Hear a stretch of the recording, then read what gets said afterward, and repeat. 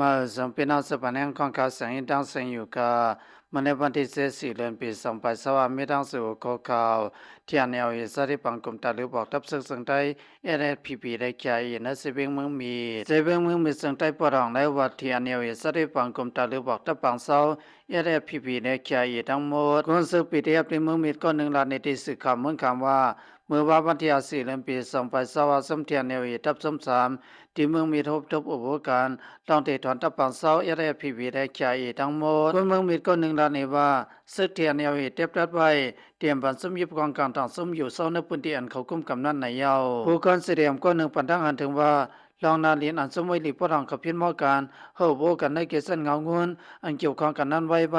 ป้อมนั้นสังเป็นปางที่กันในเกซุม EAO อันของสิซึ่งมันไลสานั้นในเยาเกี่ยวกับลองเทียนแนวไว้ฮบอุบกันที่เมืองมีดเมื่อว่าในสื่อข่าวเมืองคำไปยืนยันในที่กดทัดอยู่ว่าไหนเมื่อนานกับว่าเซมิข่าวออกมาว่าสึกเก่ากลาง MNDA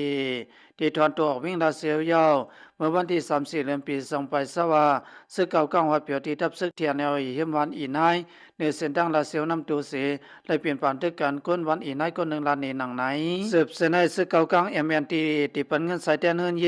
อันในรู้สมยันกองหลงที่วิ่งลาเซียวคนพื้นที่ระบาดทับสึกเกียรติแค่และห่มล้มสึกเก่ากลางที่ปันเงินสายแดนในวันที่4 เดือนปี2022นั้นตาเอินเย่ในลูกไกวบางอย่างซึกปอกำ2 นั้นยาวระบาดที่ปันเงินสายแดนเสาของเอินเย่ในลูกไกวย้อนซึกเก่ากลางยี่กองหลงในหมากลงพ้องอย่างซึกนั้นในยาวคนในพื้นที่ก็1 ล้านในที่สื่อข่าวคิดว่าเฮือนยับบางอย่างซึกปองกำ20 พันไม่กว่านั้นเขามีไว้หมายต้องเฮือนอันยาสมัครผู้เขียนนั้นเขาได้สายแดนปานเฮือนเสียงยาหมักกองเขาเตียงยาอำถึงเยี่ยมหมายนั้นเขาได้สายแดนปานในยาวแล้วว่าภายพังงำซึกเก่ากลางและกับสืบเสาเฮือนเฮาสายแดนปานเฮือนยี่ซึ่งนั้นในยาวมันสืบระบามีเฮือนหลายหลังที่ปันกาสายแดนก็คือเมื่อพวกติไหลหูในยาวย้อนลงบางสังเกตเด็กเตียงแล